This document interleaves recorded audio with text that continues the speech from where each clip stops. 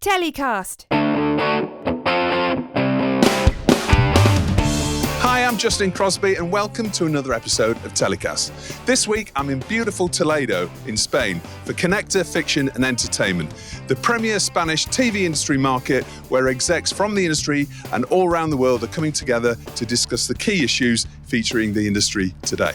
My guests are talking about windowing, YouTube, co-production, financing, and all the other key issues that are happening in a turbulent marketplace right now. For more videos featuring the movers and shakers of the TV industry, just click on that subscribe button below. Welcome to our coverage of Conecta Fiction and Entertainment here in Toledo, where we're here. It's a packed show, 800, 900 delegates here from all around the world talking about Spanish content and all the issues and challenges that everyone's overcoming when it comes to content funding. And I'm here with Renato Martinez, VP of Content Acquisitions at Endemol Shine Brasil. How are you doing, Renato? Good to see you. Doing well, Justin. It's a pleasure to talk with you.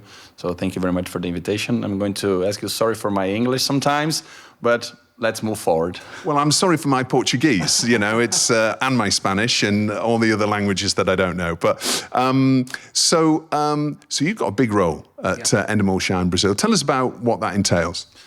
So I lead all the negotiations on the content sales side and also in the acquisition side. So I deal with the platforms and the TV channels and all the content players that want to acquire or a license for Endemol Shine shows or production services. And also I lead the acquisitions with creators and third-party format companies that does not have an operation in Brazil, but has interesting content for us to produce in our territory. Well, it's a fascinating market. Obviously, it's dominated by Globo, but we know that YouTube and lots of other players have come to the market, and it's an ever-changing market. Tell us about the changes that you've seen over the last 12 months, say, in the Brazilian marketplace. Yes, it's a huge market. We are almost 220 million people. So in a country with huge dimensions, very diverse. The people from the south are completely the opposite from the people from the north. So the market is changing very fast, not only in the world, but also in Brazil. And what we have been seeing is, aside the importance of streaming, free TVs are still very important in Brazil because Brazil is still a country in development. So if you go to some places that they don't have a big economical situation, TVs are very important for the people, for the culture, and also in the main markets like São Paulo, Rio, Minas Gerais, Brasilia, streamers are very strong. So in these two areas, not only streamers and free TV companies, and also YouTube that applies to everybody. Yeah, and obviously Endemol Shine in Brazil is well known for all of those mega brands you've got. Tell us a little bit about what's happening with MasterChef and Survivor and lots of your other shows right now. Sure. So Brazil is very fan on reality shows because Brazilians love a good history. They are used to telenovelas and they see reality shows as a real life telenovela. So Big Brother in Brazil is the only country that has launched the show and has never put outside of her. So Big Brother Brazil has launched in Globo back in 2000 and it is in its 23rd edition. Next year is going to be the 24th. Has it ever been off air then since it launched? Never. It's a yearly production for Globo. From January to April, May, and it's very important their production calendar. And as for MasterChef, we are now producing and airing the 11th season for MasterChef, and we have already produced 4 seasons for MasterChef Professionals, 2 seasons for MasterChef Junior. Also for altogether now that you guys know very well in the UK, we have produced already 6 seasons of the regular version, and we have created a spin-off for kids that we have produced 5 seasons for TV Record. As for The Wall, which is a show that we have been producing also for Global. We are going to start production next week of the 8th season for Global. And as I'm telling you about the Bunny J brands, but also we give production services to other companies. And for Netflix, we have produced already 4 seasons of Love is Blind, and which is launching right now in this very day in Brazil. All right. Okay. Wow. That's incredible. I mean, obviously a huge lineup of very successful TV brands. Now, you talked about acquiring shows from creators, and can you just expand on that a little bit? What are the new shows that you're buying from other producers or from creators directly, and how's that developing in your business? Sure. Not only acquiring from creators, but also from other companies.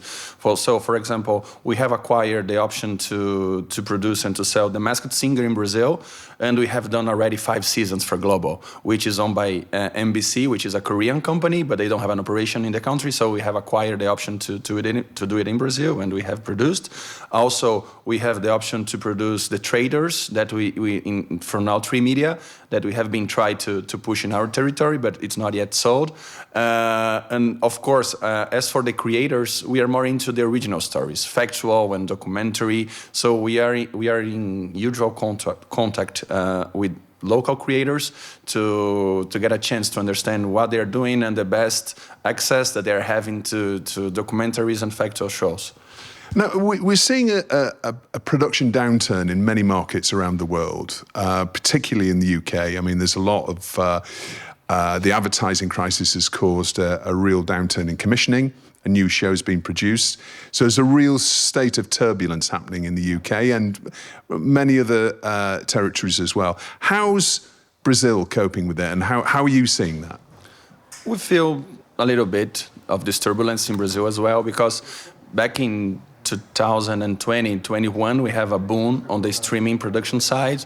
So we have felt we have surfed this wave in a very good way, not only in Endemol Shine Brasil, but the Brazilian market as a whole. What we are seeing right now is, I would not say a downsizing of the market, but the streamers, they are more assertive on their picks. So they have more data, they understand what works and what does not work. So they are dealing better with the production companies on which content they will invest and take the risk, because it's always a risk for them. And as for broadcasters, it's a tough moment for the broadcasters, not only in Brazil, but I think all over the world. But as I mentioned to you, broadcasters and free TV channels in Brazil, they are big still, and I think they're going to continue to be, and they are important not only for the culture, but to lead information to the population.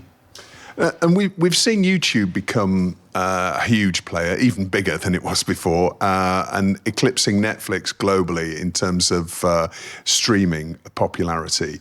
And I know that you have a really novel windowing model when it comes to MasterChef. Can you tell us about that? Sure.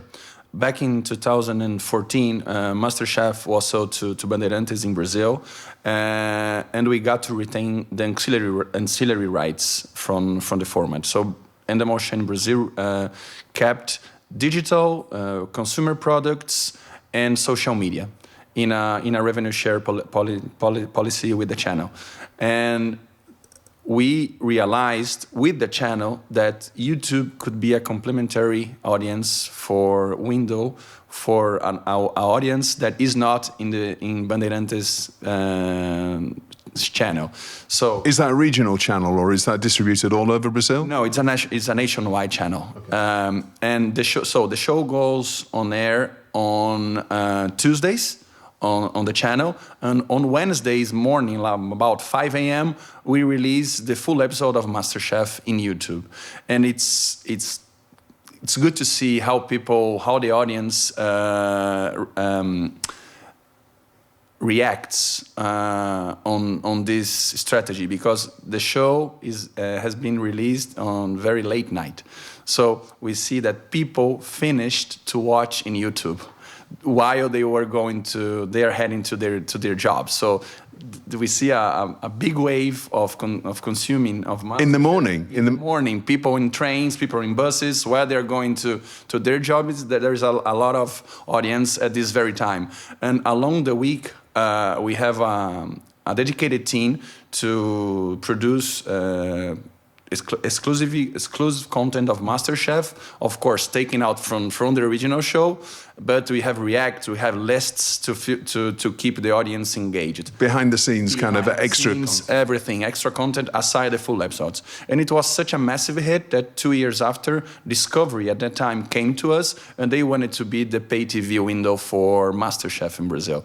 So now, since season 3, we have MasterChef on Tuesdays on free-to-air, on Wednesdays on YouTube, and on Fridays on Discovery Home and Health and Max. Wow, that's a really new development, I think, isn't it, in the Brazilian market? And so, what are sort of insights are you getting from YouTube? Because obviously that's the benefit of it. You're able to engage with the audience. You can see, how the audience is reacting to different characters and different aspects of the show, but also you get that data, that all-important data. And how are you acting on that data then? How are you developing and using that and iterating the show for next season? When we got to get the reactions from the audience, the show is pre-recorded, at least some weeks ahead. So we got to engage people with the exclusive content that we produced exclusive for the channel, and also in social media that is owned by Endemol. So we manage that, and we try to engage people with social media. And of course, every new season we do it. We get all the data from the previous season, and we sit together with the channel, and we explain everything and try to make new things and to engage the audience as much as we can. And I think this business model, it does not start as I'm telling you right now. It started as a fully funded broadcaster TV show.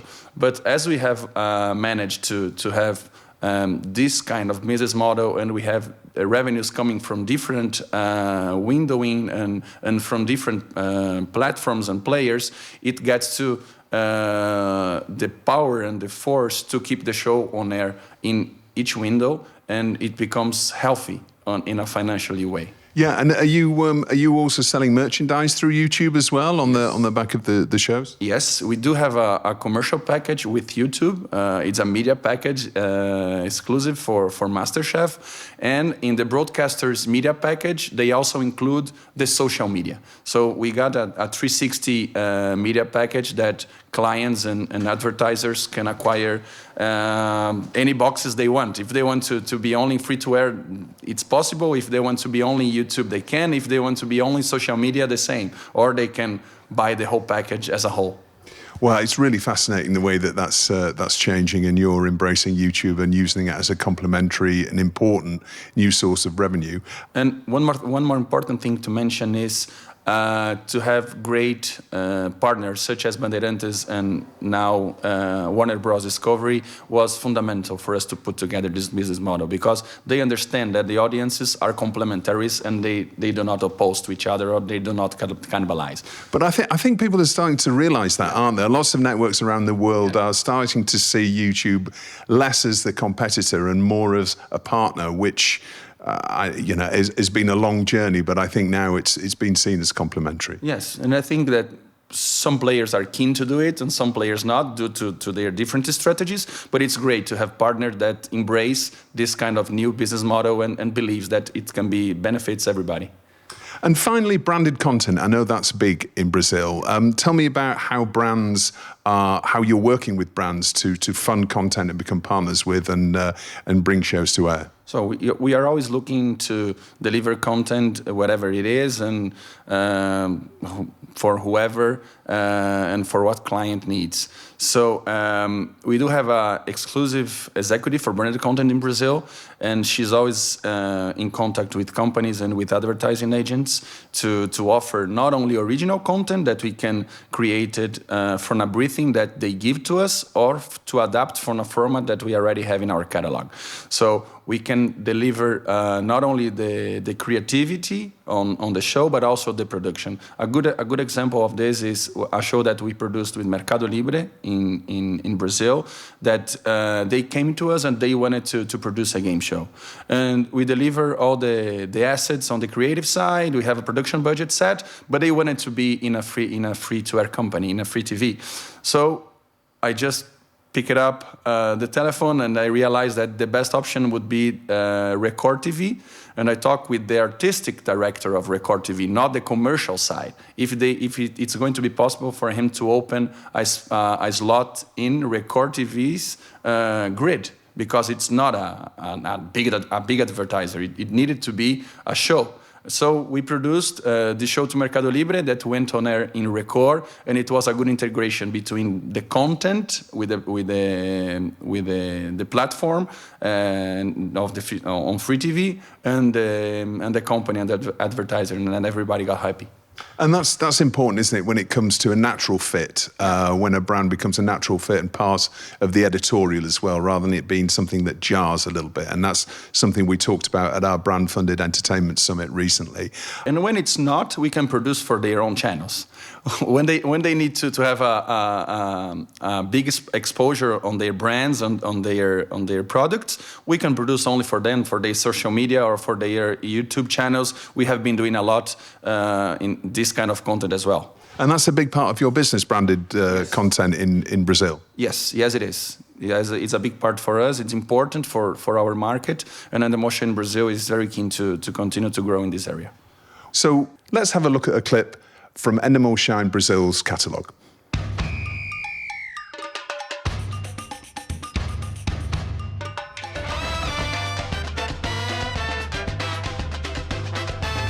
Vamos começar a nossa festa.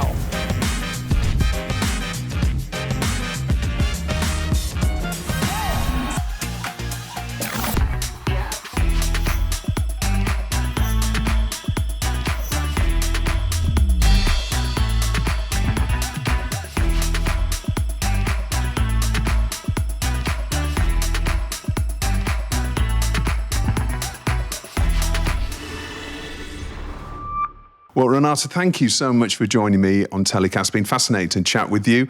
We've got a panel session tomorrow where we're going to be chatting more about these things and much more. So thank you very much for joining me. Thank you very much for having me. So my next guest on this week's Conecta Fiction and Entertainment special is Maria Rua Aguete from Omdia. How are you doing, Maria? I'm doing very well, and thank you for pronouncing my name in such a Spanish way. Thank you. You're very welcome. I don't know how to say that in Spanish, but, you know. But listen, thank you very much for being with us on the show again. It's been some time since we spoke, but always brilliant to have you on. And you did a presentation this morning, which was all about media entertainment and some fascinating stats and facts and figures in there. The first, you opened by basically saying that the media and entertainment market is now worth over $1 trillion. Talk us through some of the highlights of your presentation and your new findings.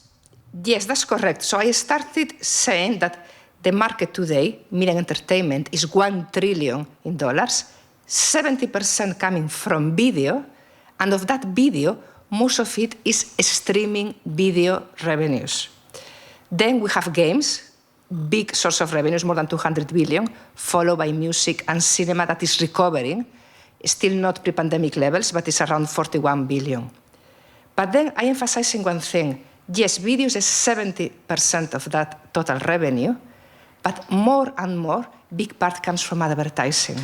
And that's why we are saying now the future is hybrid, because every single platform, even Netflix, who used to say many years ago, we will never have adverts, even Netflix has advertising, because you cannot survive with a pure SVOD subscription-only model. You need advertising, and you need more things. So that was the first part of the presentation. Then we went a lot into detail about advertising. Who are the big players in the advertising video space? Yes, of course, it's TikTok, it's Amazon, it's Meta. But we also talk about fast services. Fast is a hot topic, it's linear free content. Those fast services around the world will generate 12 billion by 2028, but we need to be very careful with this 12 billion because most of that will be North America. Yeah, I think there's over 2,000 different fast channels in North America, isn't there? I mean, and it's growing as well. The number of fast channels across new territories is growing. And what are you seeing the main changes there in terms of countries that are adopting fast? So, yes, in the US there are more than 2,000 channels, but because there are lots of news channels as well, so this is something very unique about the US. Also because they didn't have the public service broadcasters we have in Europe, so that free content was very well received. Everyone wanted to watch that content, especially those news channels. But as you saw as well in the presentation, outside the US is more challenging. So UK will be one of the leaders with 500 million in revenues, Australia, Germany. Spain is also in the top 10, so is Italy and South Korea. But we have to be very careful because at the moment, it's not that fast. It's going to be huge in every single region in the world. I'm just back from NEM Dubrovnik. In Eastern Europe, CPMs are really low. Fast is tiny. Middle East, CPMs really low. Fast is tiny. So it's not that it's going to be a huge opportunity every single region in the world. But in those countries where there is appetite, yes, there are more and more channels. And it's really interesting, isn't it? Because a lot of the TV manufacturers are now actually losing money on the hardware that they're selling, and their new revenue streams are essentially becoming advertising and fast. And in some cases, in the States, I know there's new companies that are actually giving away TVs in order to get those free boxes into people's homes and watch those adverts. Of course, because what you want is to own the data, to own the consumer, to own the eyeballs. So, yes, hardware companies, smart TVs, they have been losing money selling those TVs. The profits are below 1% and sometimes even negative. But with advertising, with services, profits are more than 50%. So it makes sense, sometimes even giving that hardware away to be in the home, to push your advertising, and then a step further is if you are a retailer, you buy that smart TV, you own the OS, you own the whole end to that consumer, then you can get not only advertising revenues, advertise the content you want, the consumer can click and buy your products. So you're talking about retailers like Tesco's, for example, actually buying TV companies and giving those TVs away, essentially? Tesco, Boots, all the retailers. I mean, we saw in the US what happened with Walmart. They bought Visio that allows to own the end users to put the adverts and then buy things from Walmart. I think what they want is to have the Amazon model. Amazon doesn't generate money through the TV content, but they do it with the next day delivery, with the e-commerce. So there is a lot of money coming from commerce, and this is what they want to do. And even Netflix, they announced now they're going to open these big stores where you will have an experience, where you can buy the content you see in the shows. So again, Netflix is an example of how things are changing. It's not SVOD anymore. It's music, it's games, it's retail, it's experiences. So companies need to evolve, need to innovate to get more money to monetize the investment in content, because it's not possible to do it with an SVOD subscription. And another interesting fact and figure that you came out with was Instagram Reels. And the rise of Instagram Reels in terms of share of streaming. I think I saw it was second in the US to YouTube. So that's above Netflix in the US and in the top 3 or 4 in most of the other major markets. That's an amazing rise for Instagram Reels. Yeah, I was very surprised as well because this data was just released yesterday. So we partnered with Ipsos, Omdia and Ipsos partnered in this consumer survey. And we were very surprised to see how popular Instagram Reels became and how often, because this is for the general population, so it was not only under 35s, 45s, so for the global population, Instagram Reels in the US became the second most popular source of video after YouTube.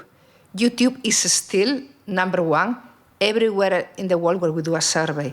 Even in Middle East, that I just came from Middle East a couple of weeks ago, countries like Saudi Arabia consume more YouTube videos per capita than any other country in the world. So YouTube is the number 1, But number 2 is Instagram in many countries, above TikTok. It used to be TikTok a few years ago. Now it's Instagram Reels. And then in terms of SVOD, it can be Netflix, it can be Amazon. It varies country by country. And another highlight, in the US and in Brazil, fast channels come on the top 10. We have a company like Samsung that they used to sell TVs. Now they are the favorite video service in Brazil, in the top 10. We see Pluto TV as well, that this year they celebrate the 10th anniversary, one of the most watched video services in Brazil as well.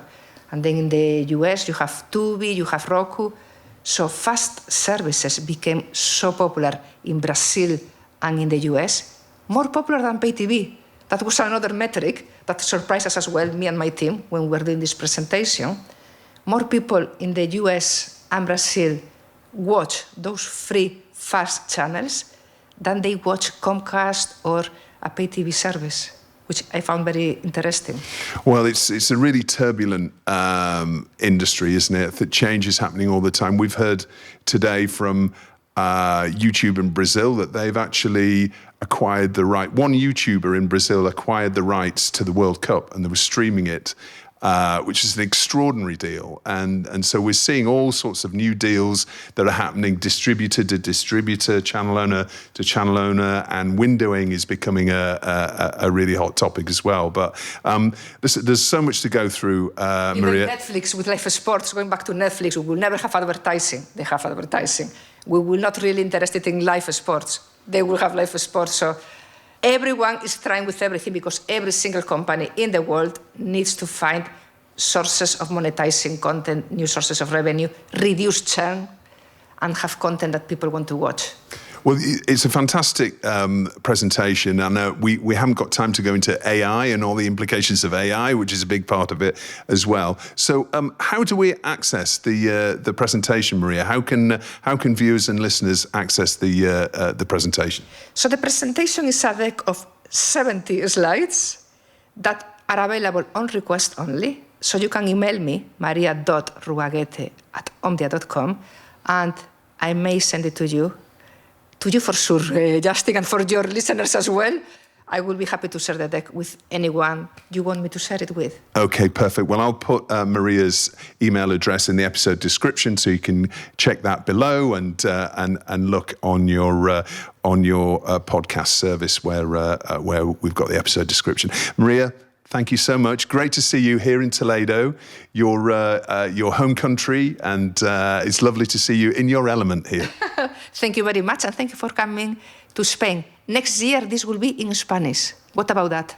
Sí, muy bien. Fantastic, gracias. So my next guest on this week's telecast special from Conecta Fiction and Entertainment here in Toledo is Paloma Mora from TV on Producciones. How are you doing? Fine, thank you. Great to see you, and looking forward to speaking more on our panel tomorrow. You're going to be a guest on that panel, which is brilliant. One of the things that we've been talking about is different funding models and different ways of raising finance, which is a key topic, obviously, in any industry event, particularly now, as there's various different challenges right across Europe. But I know your business, you've really seemingly perfected the co-production model. You've currently got 6 co-productions happening. Tell us briefly about those co-productions, if you can remember all of them, and how they came about, and how those co-productions were created. Yes, now we're working with different countries. With Portugal now shooting the TV series project. For example, Favarich is a winner the last year in Conecta Fiction for Spanish Film Commission. And this is co-production with Portugal. Why with Portugal? Because there are a second history in the TV series.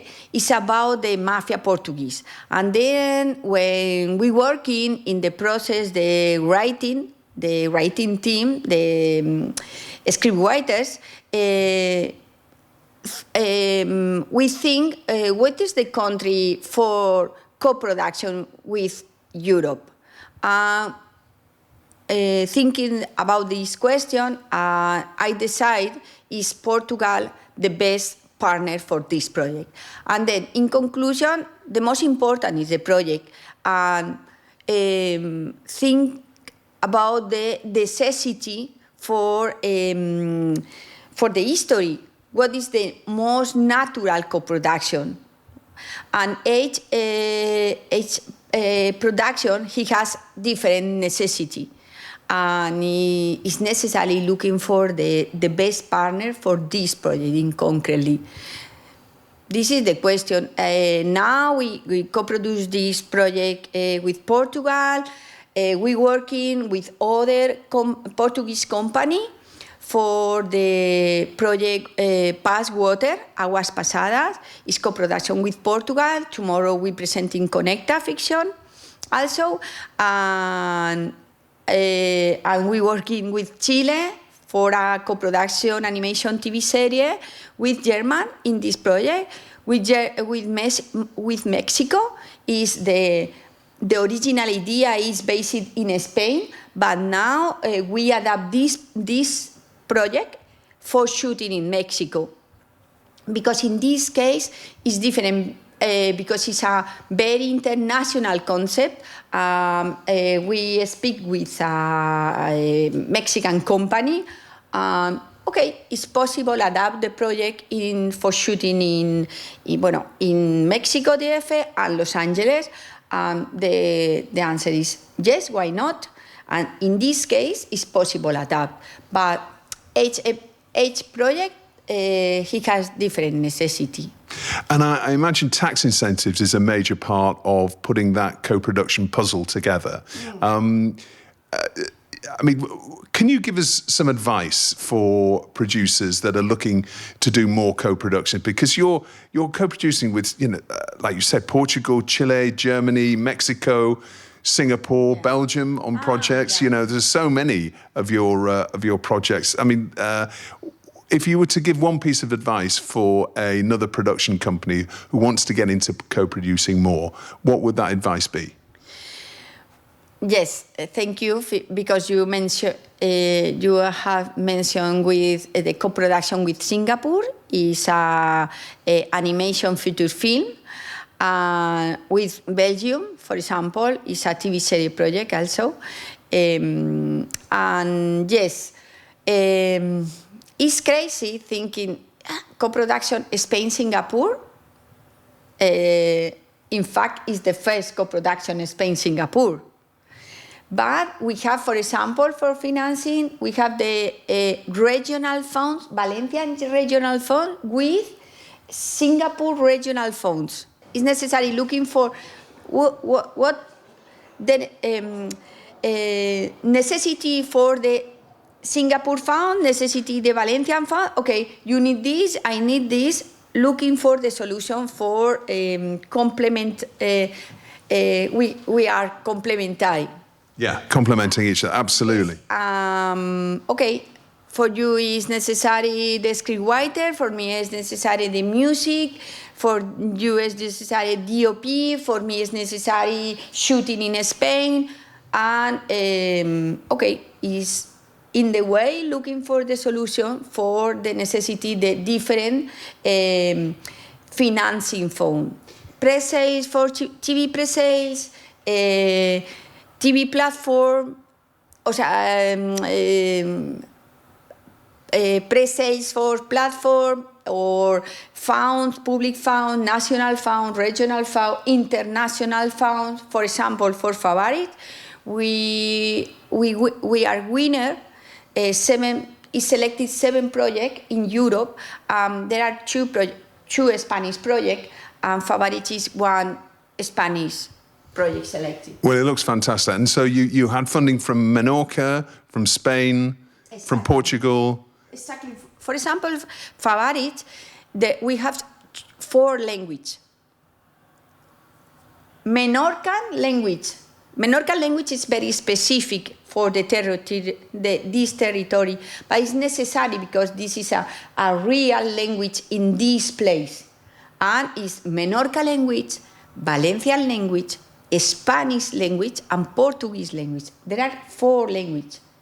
And then, okay, this is crazy for language. Yes, it's possible, it's natural for the history. Yes, why not? Because I speak with Portuguese co-producer or Portuguese people, and I speak Portuñol, is mixed Spanish and Portuguese. The most important is I like understand you. Anyway, I said the people speak the same language and no understand. Yes? Yeah. And, or, ¿cómo se llama este? We have that with many accents and different... Only speak Korean people. But why not different language? It's possible mix different culture, different language, different talent, different shooting in different countries. Well, you seem to have perfected that. I mean, is there really an enormous amount of admin involved in that? I mean, imagine lots of paperwork involved in all of those film funds and local funds, regional funds, and with different production partners and networks, etc. I mean, you must be pretty good at the paperwork. It's not easy, eh? It's not easy, but it's possible. Normally, we have 2 years for looking for the different piezas, ¿cómo se? Pieces for puzzle. Puzzle. Thank you. Sorry for my English. My English is freestyle. And the most important is looking for the different, for we have the complete. Yeah, putting the pieces together and making a whole. Exactly. Fantastic. Paloma, thank you so much for joining me on Telecast. It's been lovely to meet you, and Favorites looks fantastic as well. So can you talk about the broadcaster?